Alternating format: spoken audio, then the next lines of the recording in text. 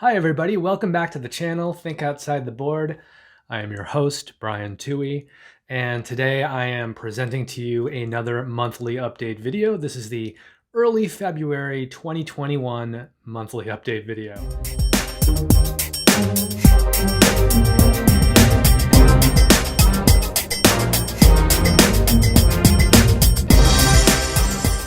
And I put these monthly update videos out twice a month.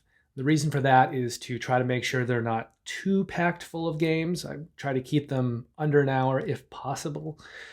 So I don't want the number of Kickstarters that I'm talking about to be too big. But I also talk about games that I backed since the last video, games I've acquired, and games that I've played. So if I made them, once a month videos, they'd just get too huge. And also, if I'm trying to profile currently running Kickstarters, a lot of those would just be too far out, for me to keep track of everything.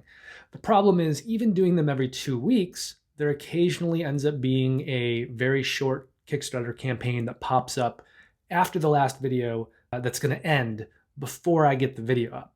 And it happened last month with the Simon animation collection, and it's happened again this month with Primal: The Awakening. So consequently, I'm putting out this video a little bit early to try to just beat the end of Primal: The Awakening.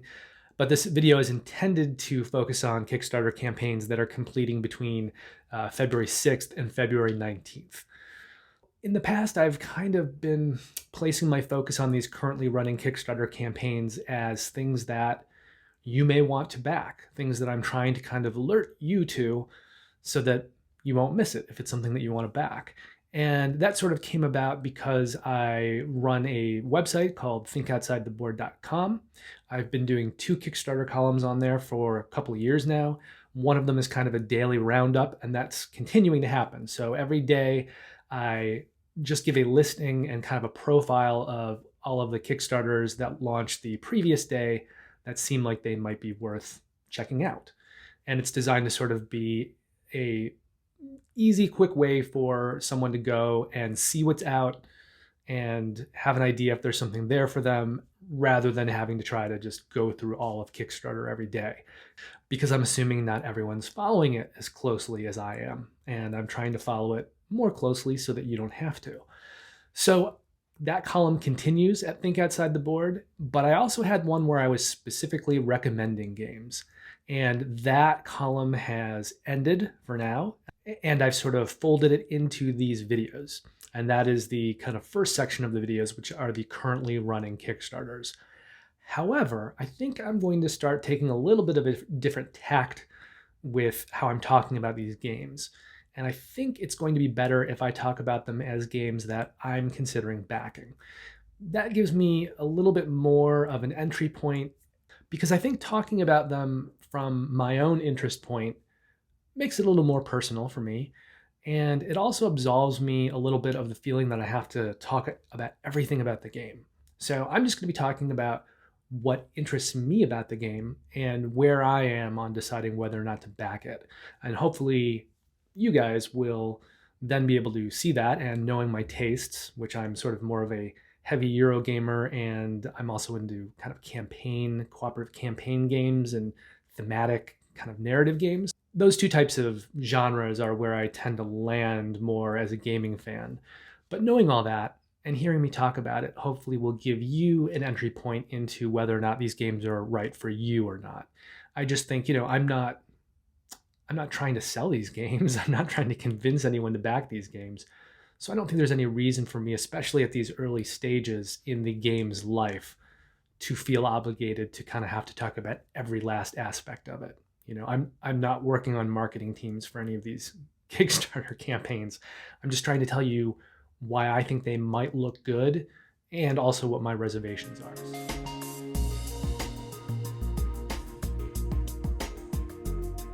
With that in mind, let's move on to the first game, which is Primal: The Awakening, which funds on December 2nd, which means if you're watching this video when it premieres, you're going to have about 24 hours to decide if you want to pull the pin and back Primal: The Awakening. And I say pull the pin because this is no small price associated with this Kickstarter. This is another kind of big miniatures campaign game. And I think therein lies the rub. Now, it's getting comparisons to both Monster Hunter, the video game, which has its own board game adaptation coming out soon, and Kingdom Death Monster. And Kingdom Death Monster is perhaps one of the most successful Kickstarter campaigns out there. Series of campaigns, really. But it is just this game that is very focused on boss battles, almost exclusively on boss battles, with some kind of leveling up and gearing up between boss fights. But it's campaign focused, but it's very, very boss battle focused. And Primal the Awakening is much the same. So some of my reservations about this campaign are the fact that it's being put out by basically first-time designers. They've made one other game called ELO Darkness, which I know is kind of MOBA inspired, but I know very little about it. I haven't played it. I don't know anyone who has played it. And I think if you look at the Board Game Geek page, there don't seem to be too many videos about it. So it's somewhat of an unknown. And the publisher, it's the same deal. They also published ELO Darkness. So anytime that there's a big Kickstarter campaign, an expensive campaign, and it's from a not very well-known publisher, and it includes a lot of miniatures, I think that is something to be a little wary of. Miniature games can get expensive very quickly. They tend to start out expensive.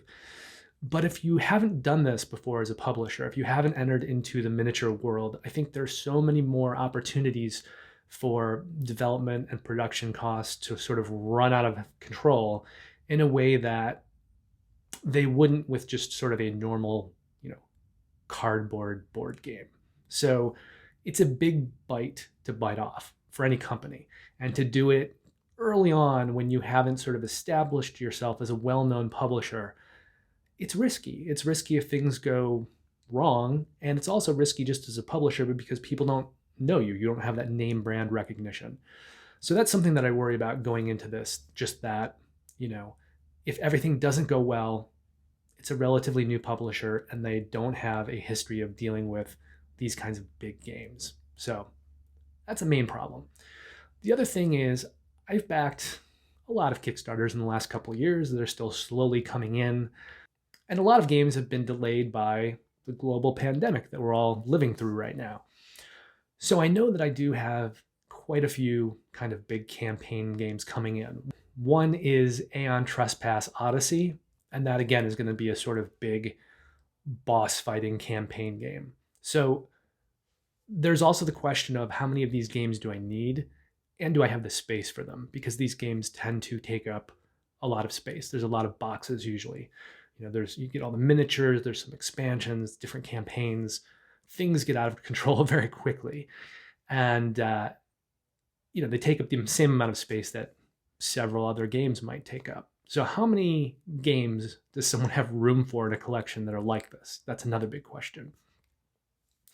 Then we go back to the price tag. So if you do an all-in on this one, and it's not like a CMON pledge for one of their campaigns, it's not sort of expanding all over the place out of control with like 10 different kinds of expansions. There actually is a pledge level for this that includes most of the expansions. And I think there's like 3 or 4. So there's kind of an all-in price, and there's like 1 or 2 other things you need to add on if you kind of want to get all the gameplay stuff. So that's not too confusing, but it is still pricey.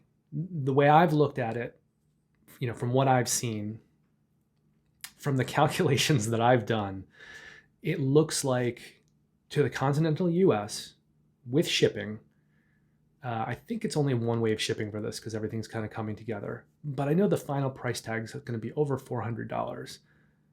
That's a lot of change to spend on a game that you may have some questions about. Now, on the other side of that, there are several board game content creators like Jeremy Howard at Jambalaya Plays Games and Man vs. Meeple, and Alex Radcliffe at Board Game Co., who have had quite a bit of time with the prototype, and they love it. And I do trust both of those guys. I trust their opinions in general. So I feel that there's probably a really, really good game there, and I trust their sensibilities.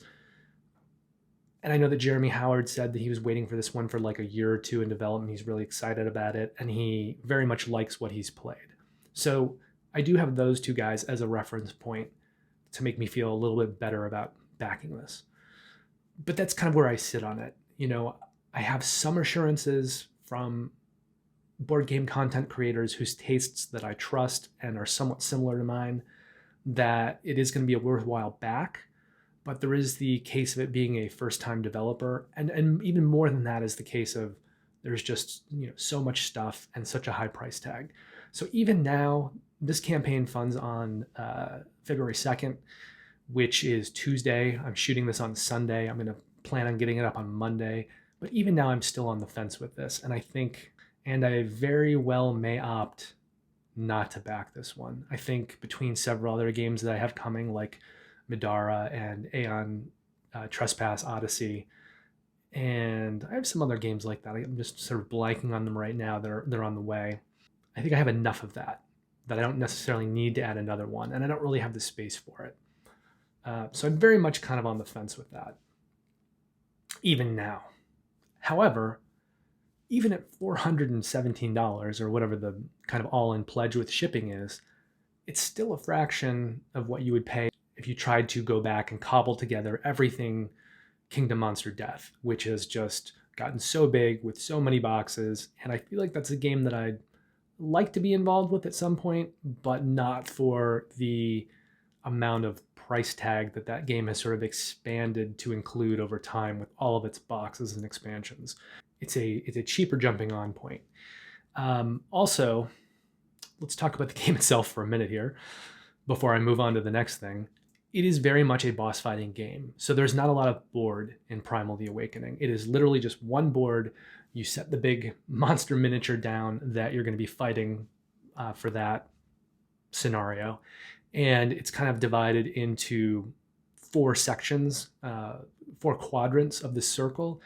And so the different characters who are fighting the monsters, a lot of that gameplay is going to be built around them moving around the monster, much like what you would in a video game fight when you're fighting like a big kind of MMO. If you've got a whole raid of people fighting something, oftentimes you've got like a tanky character who comes in and grabs the boss and turns the boss around so that the damage dealers can attack the boss. I've played a lot of World of Warcraft, so that's kind of what I'm using as a reference point. But this game is somewhat similar in that you're going to be orienting yourself in different stances around the boss to do damage or to take advantage of different weaknesses or ways to attack the monster. And you're also going to be trying to get the monster to maybe turn. So it's all about movement and placement. But that's it. Like, this isn't a dungeon crawl. There's not a big dungeon crawling board. There's not elaborate board systems or anything like that. It's not Gloomhaven. It's not anything like that. It's literally just a series of boss fights that become sort of a campaign adventure, and it's all on this very kind of simple board, and it's all about stances of the monster and attacking it and finding weaknesses and working together and the puzzle of doing that with the gameplay in the game. Some of that sounds fascinating to me, but I also worry about my ability to get it played. Right now, we're still in isolation for the most part. I'm not meeting with any of my gaming groups, and my gaming groups tend to play heavy Euros anyway. There aren't a lot of people that want to do big kind of long campaigny adventures. So a lot of those games end up being more played with 1 or 2 friends or my fiance, Kristen, and I just don't think this is going to be the kind of game that will appeal to her. I think she's up for dungeon crawlers more, because there's a sense of exploration and adventure, but I don't think she's as sort of compelled by just fights, like long fights and looking for weaknesses. So the reality is that even if I did pledge this game and get this game, it may not see much gameplay for a really long time or forever.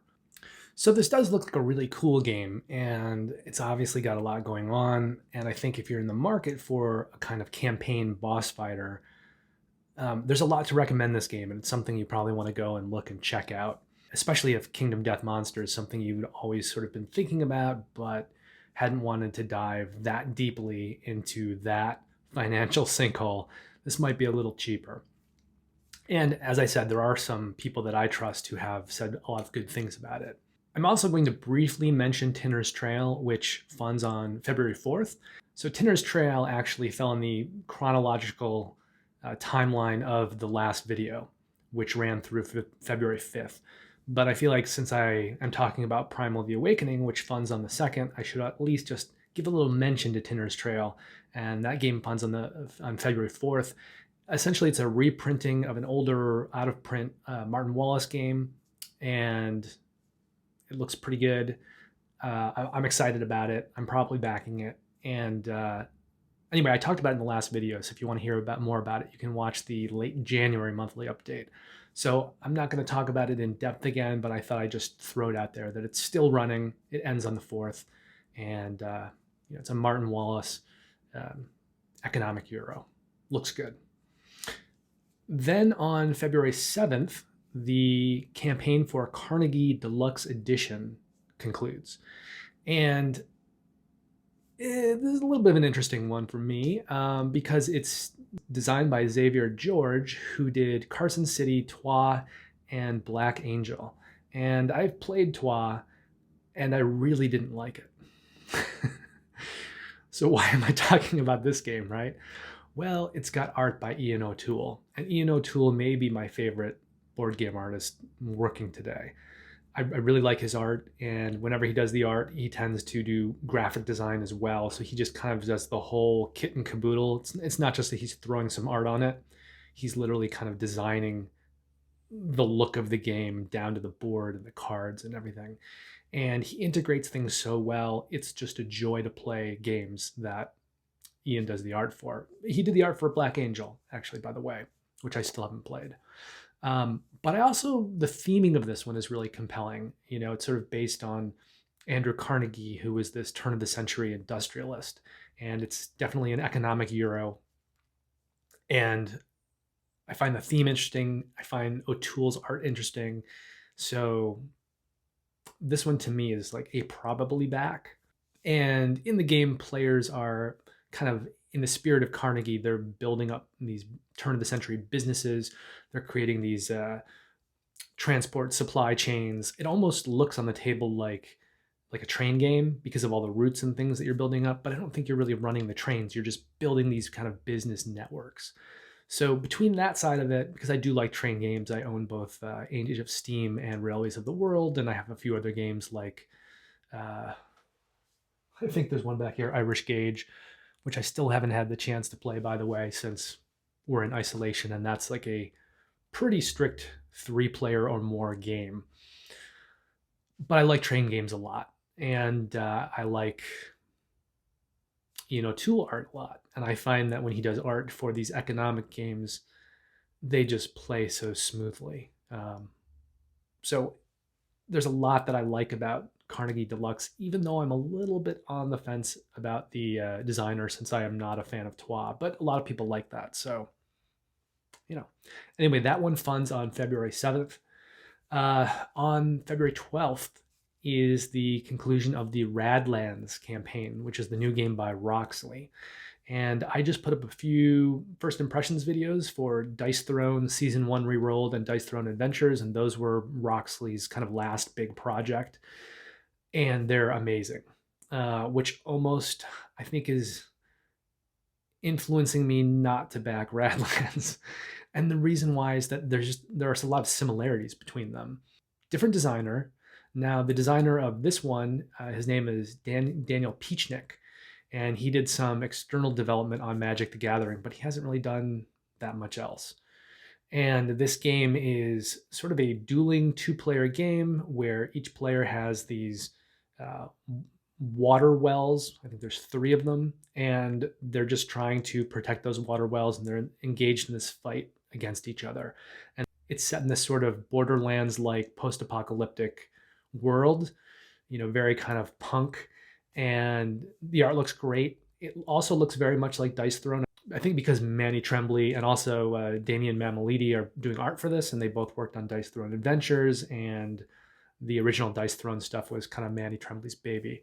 So it definitely looks kind of similar to Dice Throne, and it's also kind of a one-on-one battler. And they're really selling this game on the fact that it's simple to play, but there's lots and lots and lots of strategic depth. So it looks good. And I think if I hadn't just acquired all of this Dice Throne stuff, both battle chests and adventures, I'd be more likely to maybe kind of jump at this one.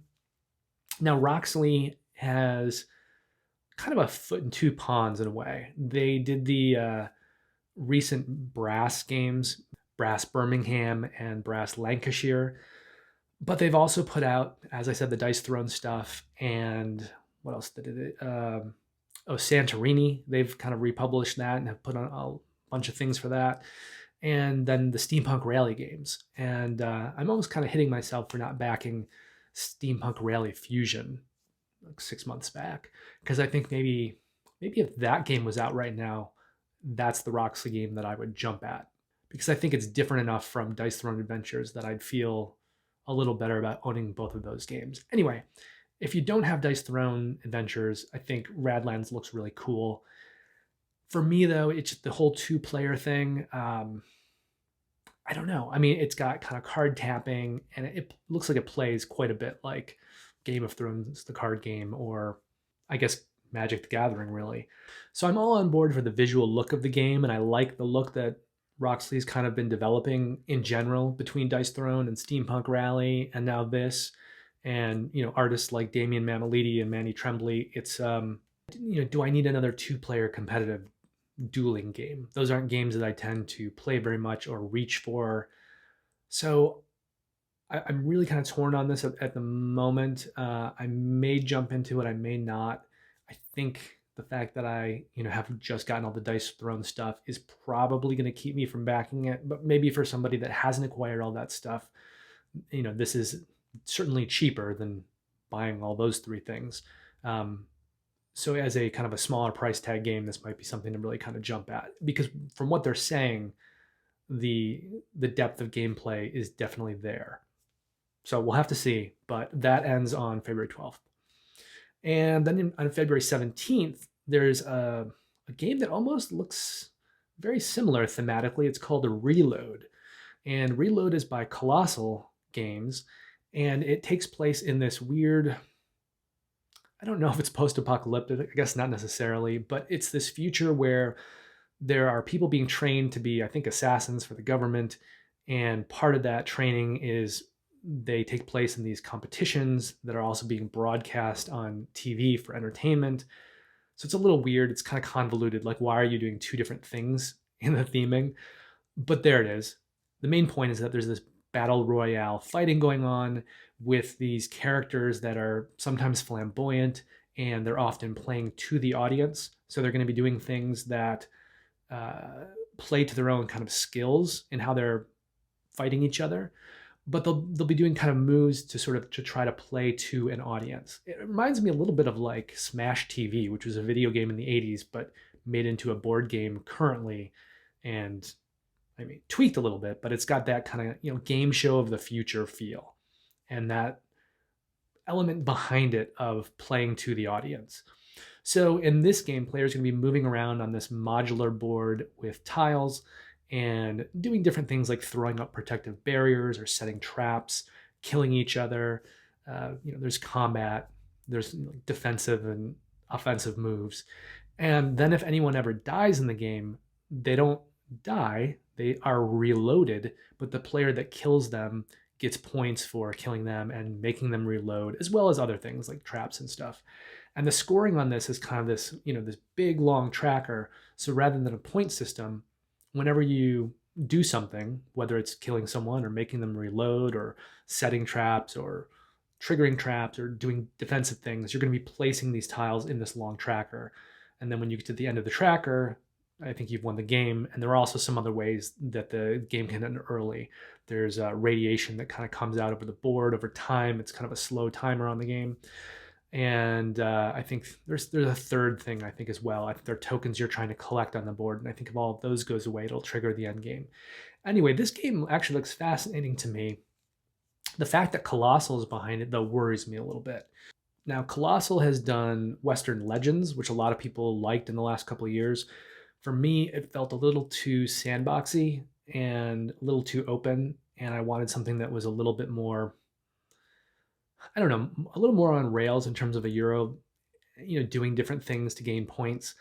I had a bad experience with Western Legends, just in the kinds of choices that the players that I was playing with were making, that kind of targeted me and made the play of the game not very fun for me.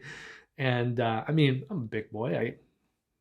I recover, but at the same time, it didn't make me want to play the game again because I felt like I didn't like the kind of design of Western Legends, but a lot of people do like it. And then there was another Colossal game called Papillon, which was this sort of very simple butterfly area control game. But the production quality of that game was so bad that when I was playing it for the first time on a friend's copy, the components were literally falling apart in our hands through the entire play of the game. There were these kind of three-dimensional plants and these butterfly tokens that are on paper clips. And anytime you would actually try to squeeze the paper clips to place the butterflies would just fall off them. You'd have to reglue it. So it was so poorly produced, in my opinion, or at least the copy that I played, that it makes me worry about Colossal as a publisher. It does have art from Jackie Davis, who I really like. She's done some Stonemaier stuff like Viticulture and Euphoria. She's also worked on Stockpile and Colosseum and Ex Libris, so I'm a fan of hers. She's probably part of the appeal for this game for me. But I'm really kind of on the fence with this one too, and I almost kind of want to take Radlands and ReRolled and switch some things around. Like I want the gameplay of ReRolled with the production quality, and I want it to be published by Roxley. I think that's the game that I want. So at this point, I'm not sure if I'm going to back either one of these. I may back neither, but they're definitely games that I'm thinking about, and there seem to be a lot of good in both games. So they're things that I thought you guys might want to take a look at as well. And then the last game here on the list is Castles of Mad King Ludwig, Collector's Edition. And that one completes its funding on February 18th. And I've played Castles of Mad King Ludwig a few times. I actually already own the game, and I think it's a fantastic game. And I think it's one of those games that operates in this kind of medium light to medium space where really serious gamers definitely have something to do in that game. You can play that game and have choices to make, and it's an engaging game. Yet at the same time, it's fairly easy to teach and it's not that difficult to grasp. So it is one of these games that I feel can be kind of like a bridge point for lighter and heavier gamers. And it's a game that I think anyone should enjoy playing. If you haven't played it, you're basically building these castle rooms, and then the rooms score based on other rooms that you put next to it, as well as other things. And at the start of each round, you're kind of bidding on the rooms for each round, and that's like almost like its own little mini game. But I like that. I like the bidding element. I like how that works. It also means you really kind of need to play 3 players or more for that to work well. And I like the point scoring as well. And I like the rooms, and it's really fun to place out these rooms and kind of be developing your strategies for scoring as you're playing the game. So this is a game, like I said, I already own, but I like it so much, I think I really would like to have that collector's edition. Now, I'm not going in for the Colossal version, which feels ridiculous to me because the tiles of the Colossal version are, I think, 4 times the size of the regular game. And that's just too big. I mean, this is kind of a big tableau builder where every player is building out this map of rooms. So it already takes up a lot of space on the table. And, if you're playing with, I think it plays up to 5, maybe 6. But if you're playing at a high player count, that table is already going to be being overrun by everybody's tableaus. So I think to have all the tiles be 4 times the size just sounds like a logistical nightmare for actually being able to play it. It sounds like if you were to play it with, 4 or 5 players, you need to like clean somebody's floor and just play on the floor. I don't know how else you deal with that game. So the Colossal tiles are not even part of the equation for me, but I think getting like a nice deluxe version of the game is something that I want to do. So if you want to take a closer look at that one, it ends on the February the 18th. Also, all of these games that I've been talking about are going to be listed down in the comments, and there will be links to the campaigns. So If anything that I've talked about sounds interesting to you, you can kind of just immediately go down there, click on the link, it'll pop you over to the Kickstarter page, and you can take a closer look at the game. Okay, so that ends that category for this video. The currently running Kickstarters from February 6th to the 19th. If you want to find out what are going to be sort of the games that I'm looking at or the games that I'm recommending you guys look at in the second half of the month, you'll have to come back here in 2 weeks for the next video. But we're continuing on with the video now to the next section, which are the games that I've actually acquired in the last couple weeks. And there are a lot of games on here.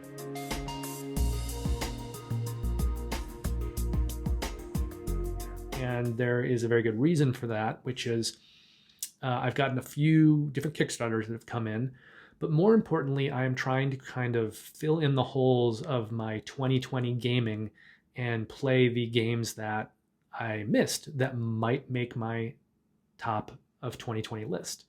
So I have acquired a bunch of retail games lately that I need to get played, and I'm working to get played.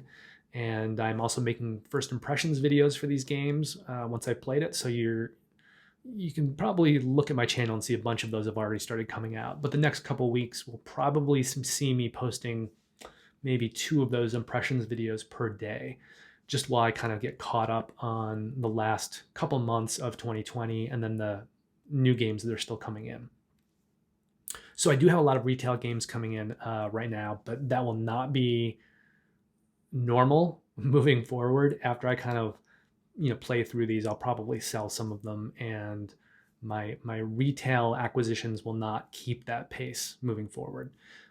But that does mean that there are a lot of games to talk about right now. So let's start with the Kickstarter games. There was Dice Throne Season 1 ReRolled.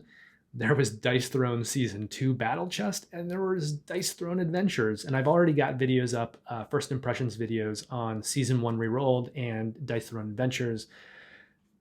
And these are all great games.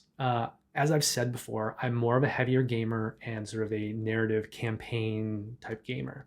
So Dice Throne is not really the first game that I would gravitate to. In fact, when I played Dice Throne a couple of years ago, I enjoyed it, but I knew it was something that I probably wouldn't want to acquire because it's essentially kind of a battler. You're either fighting another person, you're having a free-for-all, or you're doing I think you can do kind of a 3-person fight, or you can do 2-on-2. And it plays up to 6, so you can kind of have 6 people fighting in a free-for-all.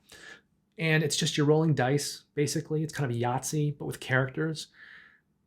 But it's so well designed, and it's such a pretty game, and I've said this in my videos. And it's got a few other systems on it. So you've got the dice that you're rolling. Anytime you're playing a character, you have these big kind of character mats, and every character has like 8 or 9 different abilities. And you can upgrade those abilities with cards that you're using. There's kind of some deck construction going on. You've also got cards that you can play for abilities and actions, kind of one-time things. And then you've got these tokens that you can also use. And none of these systems are very complex, but the fact that they're all there give you a lot of choices that you can make and just a lot of agency as a gamer in what you're going to do. And it's just pure fun. Like, it never gets so complicated that it bogs you down, but it always has kind of enough mechanisms and things happening to give you choices and to allow you to do cool stuff. And the games are really, really well produced. They look gorgeous. They play smooth as silk, and they're fantastic. So even someone like me is very much on board with the Dice Throne universe. Now, I still wasn't going to buy the Dice Throne games because, again, I don't play those kinds of games with my groups very often. And at home, when I'm playing with my fiance, Kristen, we don't enjoy those very direct confrontational one-on-one games, which may also be what keeps me away from like Radlands. But when the Dice Throne Adventures Kickstarter came out, I knew that that was going to be right for us. I knew that because I'd already played with the characters before, I knew how fun they were to play and how engaging the kind of little collection of mechanisms was. And I thought, wow, if we can take those into a dungeon crawler and play that cooperatively together, it's going to be fantastic. It's almost like, Gloomhaven or something like that, but scaled way back on complexity and just like great design, great art design, and then just kind of pure fun. And sure enough, that's exactly what it is. So if you're more interested, you can see my first impressions video that I just put out the other day. But I'm really liking Dice Throne, all of Dice Throne right now, especially Dice Throne Adventures.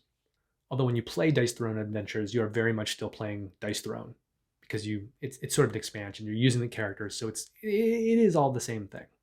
Okay, now let's go on to the retail games that have been coming in, and I may have a little bit less to say about these because I haven't played a lot of these yet.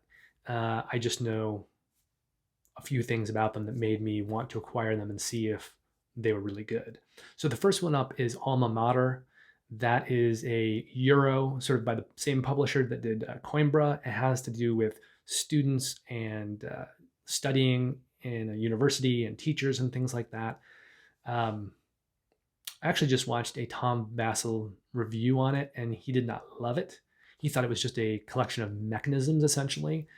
But I've also heard really good things about it. So it had kind of come up enough in the peripheries of my gaming radar that I wanted to check it out and see if it was all that. And so it's here, and it's on the stack of games to be played.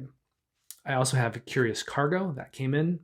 That is a 2-player game which takes a lot of the mechanisms from Pipeline, which I actually own that. I backed Kickstarter for that one a while back, and I like Pipeline a lot. You are doing several different things in that game. It's sort of an economic game. It feels a little bit on the main board, almost like a Lacerda, but it's designed a little bit. It looks clunkier, although I think it's still Ian O'Toole. So there is some it does have that Lacerda connection through O'Toole's art. But that's one thing that's happening. The other thing is you're kind of building up this pipe network, and you're playing this mini game as you're building up this pipe network with sort of polyominoes and how you connect the pipes. And then you've got this whole player board system where you're developing different things to activate the pipes. And I think it's a great game. So I knew that Curious Cargo was coming out. I knew it was a 2-player game. I think it's lighter than Pipeline. And I'm interested to see what Ryan Courtney does next and how he implemented some of the pipeline mechanisms into Curious Cargo and how that works. But I think it looks really great. And I think for Kristen and I to have more 2-player games that, are not just kind of head-to-head direct combat, but are really kind of thinky, that's a good thing. So I'm really excited to play Curious Cargo. After that, I've got Dune Imperium, and I'm becoming more and more excited about Dune Imperium. It's by the team that did Clank, and the whole Clank franchise is awesome.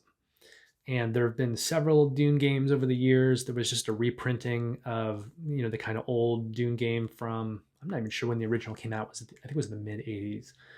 But they did a reprinting last year, and I think it fell a little bit flat. Not to say that it doesn't have its fans or its audience, but I think it fell a little bit flat just in terms of the way that game design has evolved since the 80s.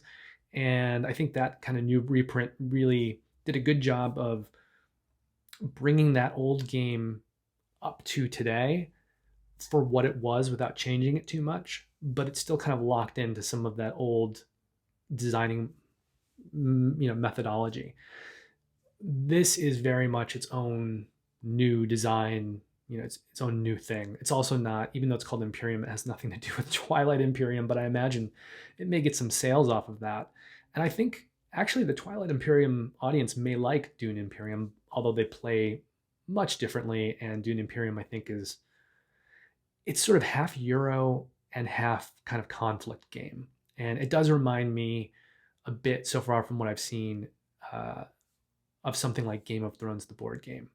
So there's kind of a system where every round there's going to be a conflict happening, and people are kind of building their armies during that round to have kind of a fight at the end of it for the goods of that conflict. But while they're doing it, they're going to be kind of cycling through a deck. There's deck building in it. They're going to be placing workers out in different spaces. And there are kind of rules with the cards you're playing and the symbology of the cards as to where you can go. And it's kind of a victory point race. So even though while you're dealing with this central kind of conflict each round, you're also trying to race to get, I think it's 10 victory points. The victory point track goes to 12, but 10 will signal the end game. So it is a race for victory points, and the things that you can do, doing things for different factions and gaining influence with those factions and gaining victory points from them and making alliances. And there's a lot of really cool game stuff in this one. I'm actually probably going to play it later today.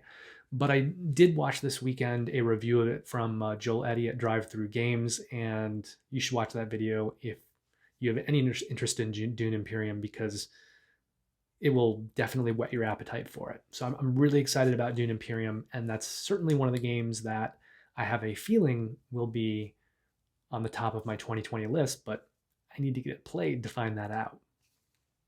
After that, I picked up Fallout Shelter, which is a very, very simple little worker placement game that was set in the Fallout universe. And I think I heard about this one from watching maybe Dice Tower stuff, end of the year Dice Tower lists, because I think a bunch of the guys on Dice Tower really liked Fallout Shelter, the board game. And it's definitely a very kind of a small footprint worker placement game. It comes in a tin, like one of those tins that you might see for like the Forbidden Island games or Sushi Go Party and stuff like that. And you sort of create this little tableau of cards, and then each player is competing to build up their own floor of rooms. And then players use workers to go to rooms to get certain resources that allow them to build more rooms. And it's not that complicated. It's just a very simple, light worker placement game that still very much captures that Fallout feeling and manages to be fun and compelling and thematic, even though it's not that complex and it has a light footprint and it's a smaller game. So I really liked Fallout Shelter. I don't know if that's the game that I would reach for all the time, but I also don't plan on having it leave my collection for a while, because I think it's going to be a really good game to play, maybe as almost a filler, maybe kind of like a longer filler, or a game that I can pull out with people who don't really play board games to kind of indoctrinate them to the hobby. So that's Fallout Shelter. I also acquired Forgotten Waters, which is another one of these games from Plaid Hat that makes use of, I forget what they're calling their system now, but they started it with Dead of Winter. They had that game that took place on the spaceship Gen 17 or something like that. But it's kind of based on events coming out, things like that. And Forgotten Waters is a sort of cooperative narrative experience campaign game. And I believe there are, 5 scenarios in the base game, and it's sort of campy and cheeky, and it's got cartoony art, and it's got sort of a light feel to it, and it just looks like a lot of fun. It was on a lot of best 2020 lists, so I just thought this is a game I need to check out and play and see what I think about it. And I think this is a game that my fiance Kristen is really going to like. We actually played Waste Nights 2nd edition a couple times within the last month, and we both really liked that. It's a post-apocalyptic themed game, but that game also is very much kind of like about following a narrative path. It's very kind of choose your own adventure bookie.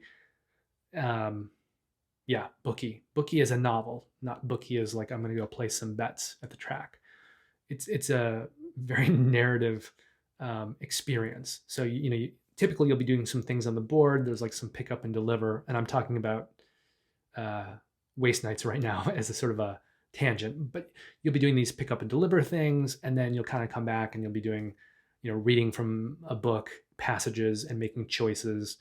And it is the way that game is put together, I think is kind of brilliant. I really like it. And I think Forgotten Waters is going to be very much like that, but more accessible and easier to play, and sort of like easier to get to the table and put aside when you're done. And as for the tone of the game, kind of being, cartoony and light, I'm not sure where I'm going to sit with that, but I'm excited to find out. I'm excited to play it and see what I think of it.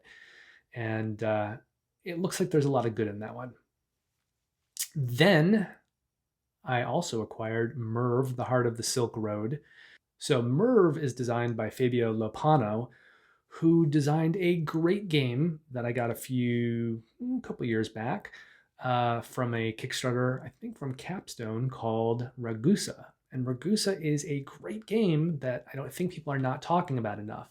And I think the design behind it is really, really tight. It's sort of it looks almost like Catan or something. And there are things that you're doing with tiles to get resources, and you're also, I mean, there's a lot of stuff going on, nothing too complex, but there's ships that you can buy, and you're building walls around a city, and you can score for building the walls, or you can kind of set up an engine with the resources that you're triggering. And it's got this very interesting little player board, and the way it tracks resources is something that I haven't really seen done before. And I think Ragusa is really cool. It plays fairly quickly. It has a lot of, I think, good decisions for, I don't want to say heavier gamers, because I'd still say it's a medium light to medium game, but it has those good decisions, and yet it still kind of can appeal to lighter gamers. So again, I think it's a really good kind of mid-range game that you can get everyone to play together. So I knew that he was working on this, so that immediately made me interested in Merv. And then it also has Ian O'Toole art, which is just the clincher for me. So that is another one that's kind of going onto my pile of 2020 games I really just need to get played and see where it fits, because I am working on this best of 2020 list. And there are several games, many of which I'm talking about, that I still need to get played to see where they're going to fall on that. After that, there's Praga, Caput, Regni, which is the new design from Vladimir Suchy, who did Underwater Cities and Pulsar 2849, which both of those games I've played. I own them both, and they are amazing, fantastic games. I'm a huge fan of Vladimir Suchy. I haven't played the Prodigals Club, which he also did, but I hear it's really good. At some point, I'd like to play that. And some other Shipyard, I know he did. So that was just sort of like, of course, I want to try out the new Suchy game. But I've heard amazing things about it too. And I think that is sort of the first game of 2021 that I'm going to be playing, because it actually did come out and publish in 2021. And a lot of these other games that I'm trying to get played are kind of holdovers from 2020. But that looks really great. And then the last game on my editions list here is Tawantinsuyu, which is sort of set in the same universe with Zoken and Teotihuacan. And then what was the other one that came out? Tekenyu, the obelisk one. Now this one is designed by David Turksey, who I am becoming more and more a big fan of. He's done a lot of solo modes for a lot of different games. He's kind of become this kind of go-to solo mode designer. But he's also worked on a lot of the Mind Clash stuff, and they're one of my favorite publishers. So Turksey co-designed Anachrony. He also co-designed their new project that'll be coming out, I think, the end of this year, maybe next year, Perseverance Castaway Chronicles, which looks awesome. It's kind of like this multi-game Euro with dinosaurs and campaign adventures, and it's taking place over several Kickstarters, and it just looks super ambitious and amazing, like everything that Mind Clash does. But so Turksey was in on that. He also did co-design some of those other T games, like he was a co-designer on Tekenyu. Oh, and then he had a couple other Kickstarters last year that I backed. Excavation Earth, which I've already gotten and played, and I love it. And the Defense of Procyon 3, which is this really weird kind of alien-themed war game where you are playing either one-on-one or 2v2, and everyone's playing kind of an asymmetric power. There's an alien invading force and the force that is being invaded. And so if you're playing it 2-on-2, someone's kind of planet side and someone's space side on one of those factions, and then the other two players, one's playing like the alien invading force space side, and one's playing the alien invading force planet side. So that game looks fantastic. This is just all the great stuff that Turksey does. And then he's also designed a bunch of kind of lighter games like Dice Settlers and Rush MD and Kitchen Rush and Welcome to Dino World. So he's becoming fairly prolific with his feet in several different ponds. He's kind of got the light stuff, and then he's got the heavier stuff, and I just think he's a great designer. So I'm really interested to crack into Tawantinsuyu, the Inca Empire. Anyway, that closes out the acquired categories for this video.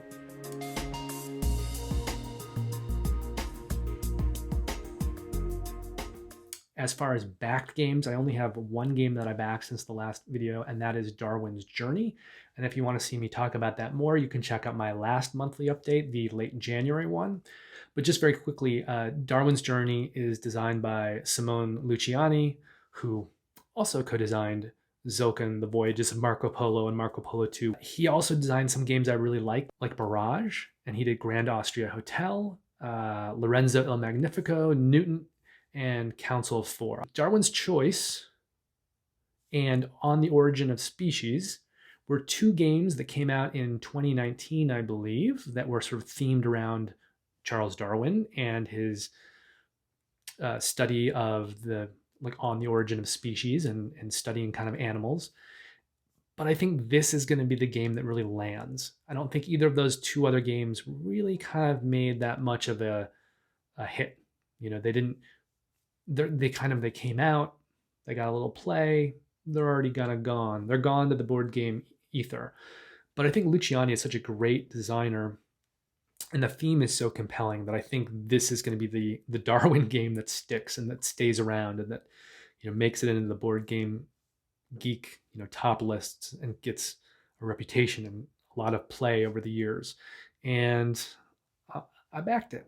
So I'm looking forward to receiving it when it comes. It's also being produced by Thundergriff Games, and they are definitely making a name for themselves and kind of slowly upping their ante in the board game publishing world.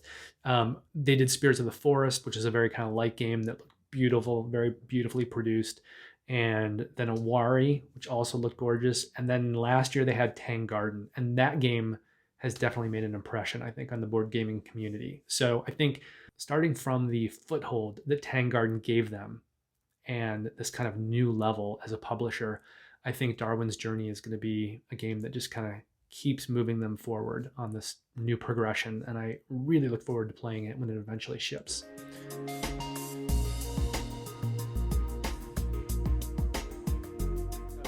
Finally, let's talk about games that I played this period. First up is Chronicles of Crime 1400. And I'm not going to talk about this one too much just because I've talked about it several times over various videos, but it is in the Chronicles of Crime universe. It is part of the Kickstarter that was out last year that takes place over 3 different time periods. So there are 3 games in the series, 1400, 1900, and 2400. There is also a 4th game that kind of connects all of the other 3 games. Each game features a person in a family, a crime-fighting lineage.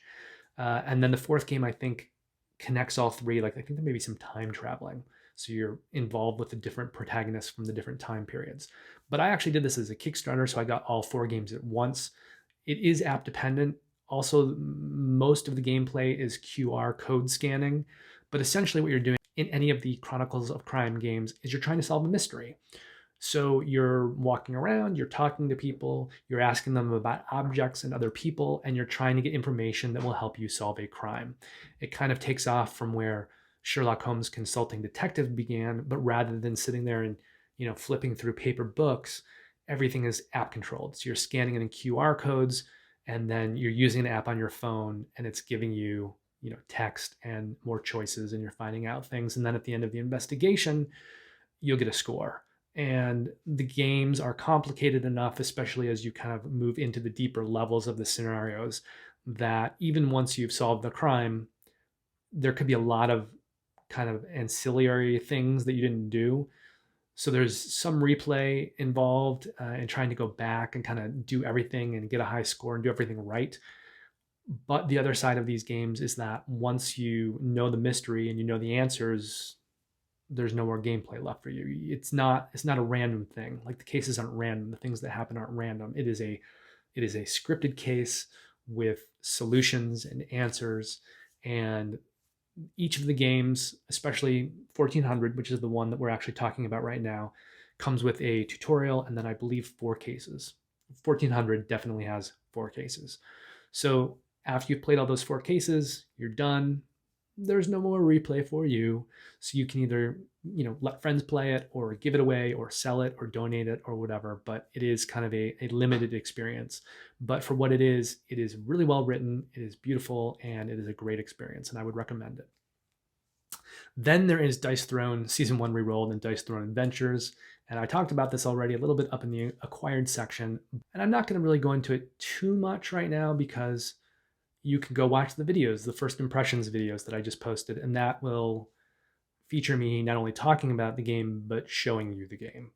I think the one thing that I really kind of left out of the Dice Throne Adventures videos are the tiles and the way on every tile there's basically going to be a monster. So when you're doing this dungeon crawl, you're setting up these tiles and then you kind of go through them, and yeah, and every tile there will be a monster fight. And then once you get to the end of it, you will fight a final monster. And that's kind of like the dungeon crawling, portal crawl section of Dice Throne Adventures. And that alternates with boss fights. So you'll do kind of a dungeon crawling scenario, and then you'll do a boss fight, and then a dungeon crawling and a boss fight, a dungeon crawling and a boss fight, and a dungeon crawling and a boss fight, and then you're done. You've completed an 8 scenario campaign. However, if you ever lose, then you need to go back and replay it. So if you win everything, it's going to take you 8 plays. If you take more time, you could stretch out your campaign to, well, they give you enough space on the score sheet for 20 games in a campaign.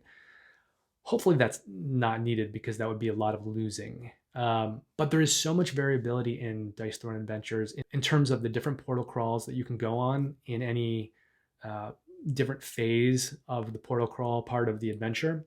And then the tiles that come out are also kind of randomly generated. So, and then the characters that you're using are, you've got all the Dice Throne characters to choose from.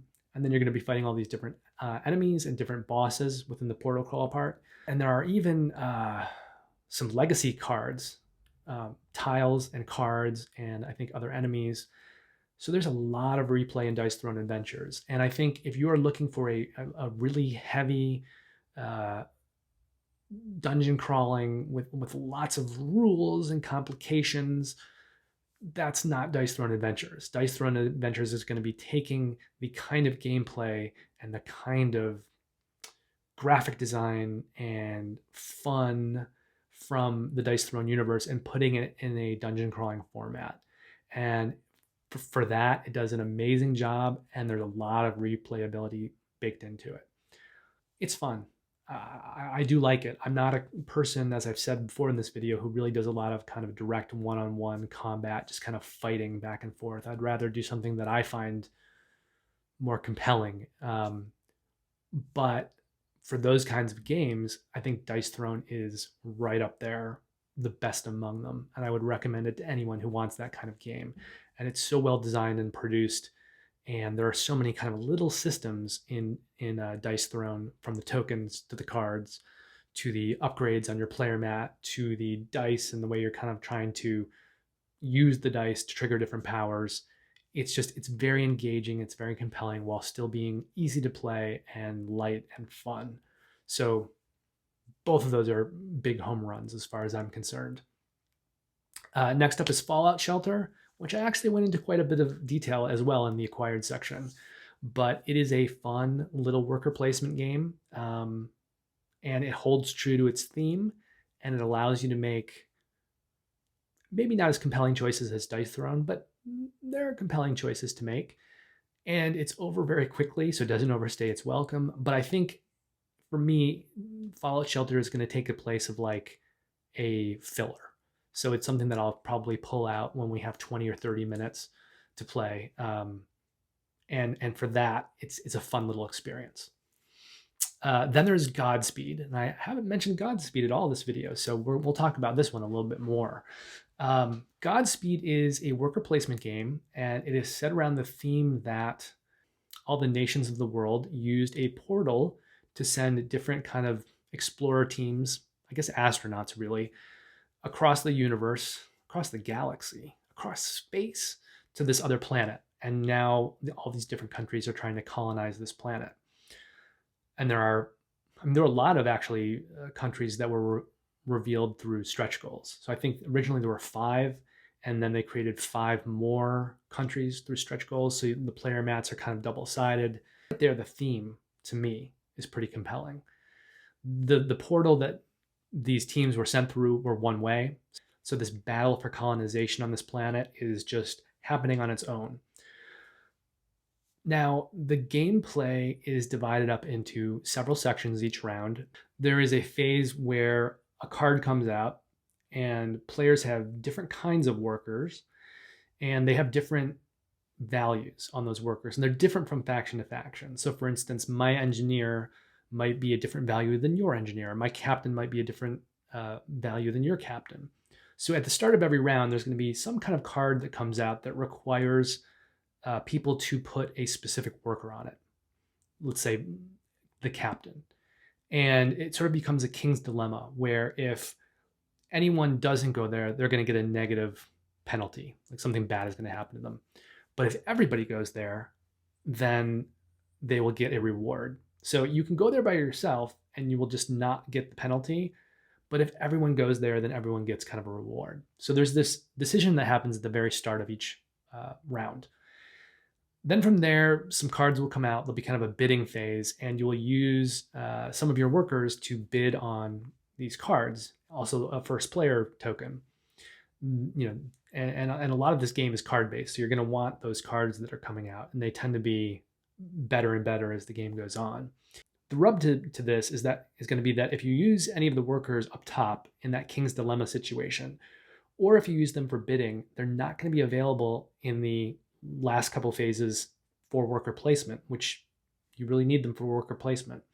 So you're put in the situation where at the start of each phase, you kind of figure out what you want to do that round in the worker placement phase, and make sure that you reserve those workers and perhaps an extra worker to give you a little bit of room to play if things don't go quite as planned.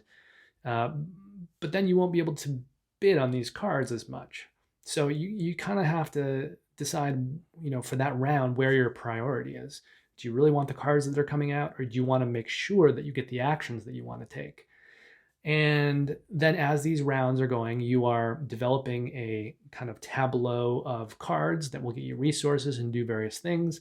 And you're also building buildings on a player board, and those buildings will give you more income every round. So there are a bunch of things going on, but all of the mechanisms are on the lighter side. It combines to make like a medium game, maybe just in the medium heavy. But the interplay of all these systems is really, really fascinating. And I've only played it at 2 because we're in isolation. But I think this is going to be one of those games that when you play it at the max player count, 4 or 5 would be great. There's going to be a lot of lively play around the table. I mean, this game is just kind of designed to create a lot of dramatic situations at a higher player count. And I'm really excited to get it to the table when we are able to go back and play with bigger groups again. I think it's going to be like a big hit with a lot of kind of interactivity around the table. And it has a really nice table presence as well. If you went for the kind of deluxe Kickstarter version, the workers that you get are these really kind of big plastic chunky disc-like pieces that go out on the board. And you also have these kind of bags for each different faction so that you can hide your workers in them and pull them out when you use them, and people won't necessarily know if you're saving or who you're saving. It's especially good during the bidding phase, because that way people can't look down and see the workers that you're not going to be bidding sitting there on the table. You can kind of put them away in the bag.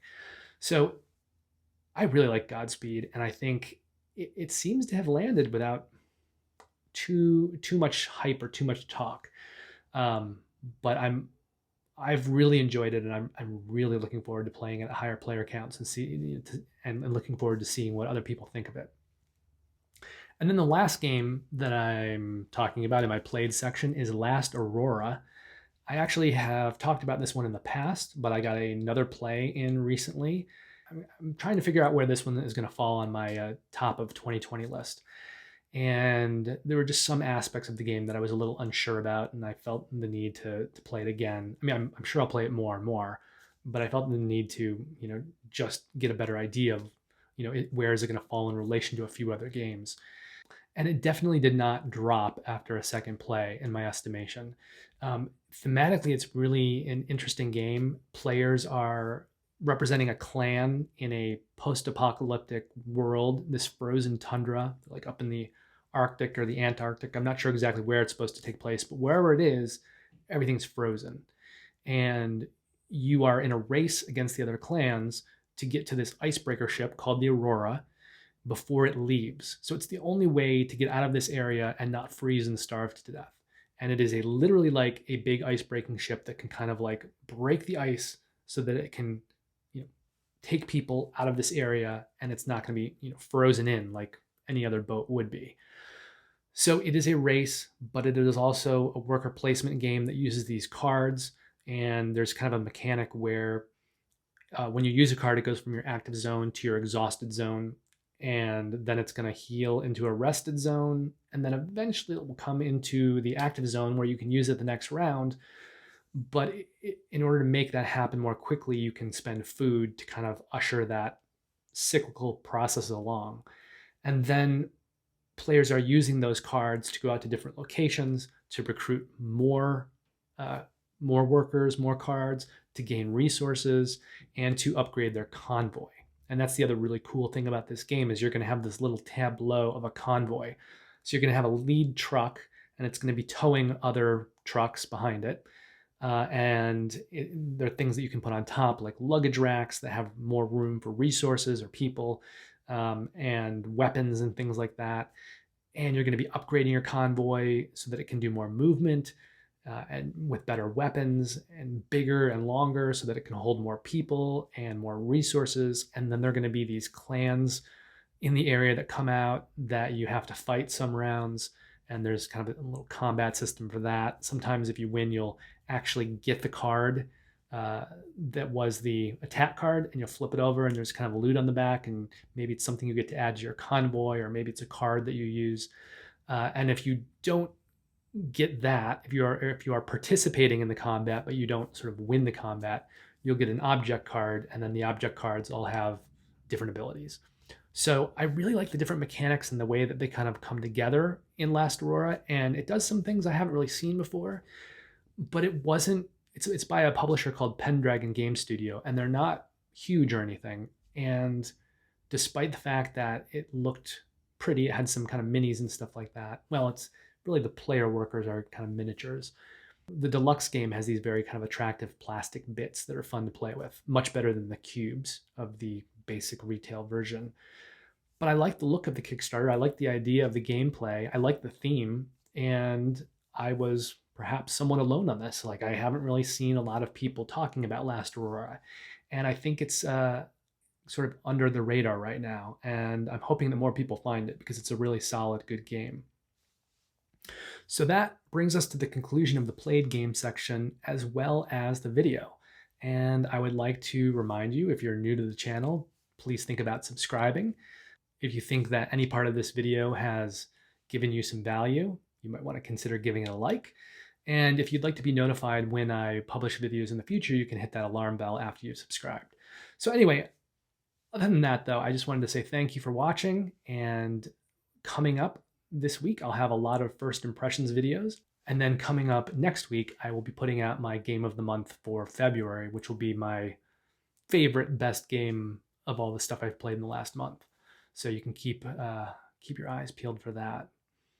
Anyway, thank you again for watching, and I will see you in the next video. Cheers.